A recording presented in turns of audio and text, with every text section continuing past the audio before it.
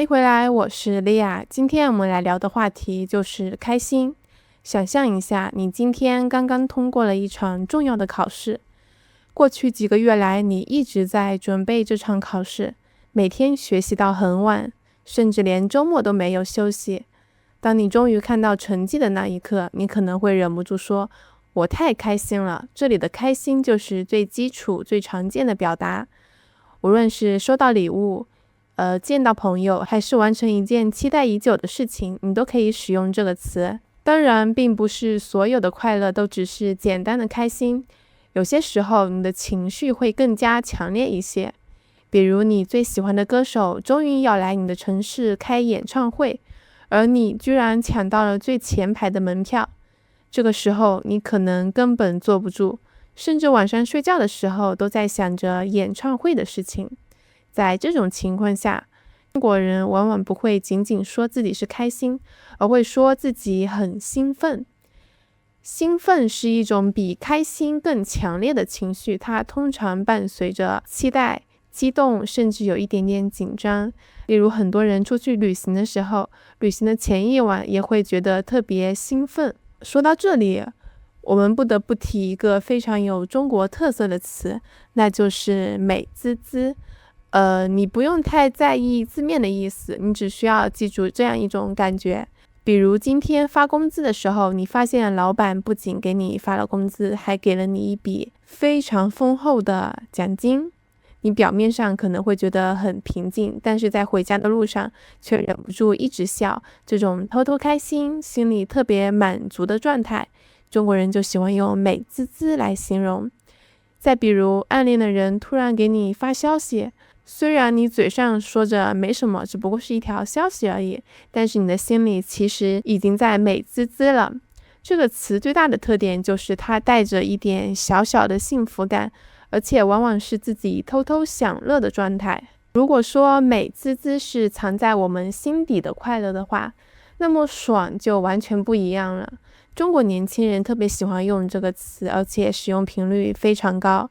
例如夏天很热的时候，你在外面走路走了1个多小时，你非常热，这个时候你进入到一个商场里面居然有空调，这个时候你可以说太爽了，好凉快啊。又或者你爬了2个小时的山，然后你站在山顶看到漂亮的风景，你可以说太爽了。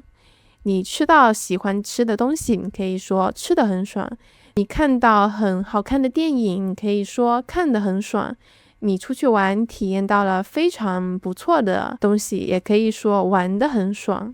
就随着互联网的发展，中国年轻人还创造出很多新的表达方式，其中一个特别流行的词就是太治愈了。比如你在 TikTok 上看到一只可爱的小猫，它安安静静地躺在阳光下睡觉，又或者你工作了一整天，晚上回家之后听到一首温柔的歌曲，这些事情可能不会让你特别兴奋，也不会让你很激动，但它会让你的心情慢慢的放松下来。这时候很多中国人就会说太治愈了。这里的治愈并不是医生给你治病的意思，而是一种情绪上的疗愈，它会让你感觉压力变小了，心情变好了，甚至觉得生活其实并没有那么糟糕。如果我们的快乐继续升级呢？如果不仅仅是开心，也不仅仅是满足，而是一种特别强烈的幸福感。中国人现在有一个非常流行的表达，叫做幸福感爆棚。比如周末的早晨，你不用上班，不用赶时间，窗外的阳光特别好，桌上放着一杯咖啡，旁边坐着你喜欢的人或者你喜欢的宠物，那种感觉可能没有什么惊天动地的大事情发生，但你会觉得此刻真的特别幸福。这时候很多人就会拍一张照片发到我们的社交媒体上面，然后配上一句话：今天幸福感爆棚。爆棚的意思是指满的快要溢出来的意思，就像一杯水，这杯水很多，它都快要溢出来了。所以幸福感爆棚就是幸福多的快要装不下了。所以你会发现，同样是在表达快乐，中文却发展出很多不同层次的表达方式。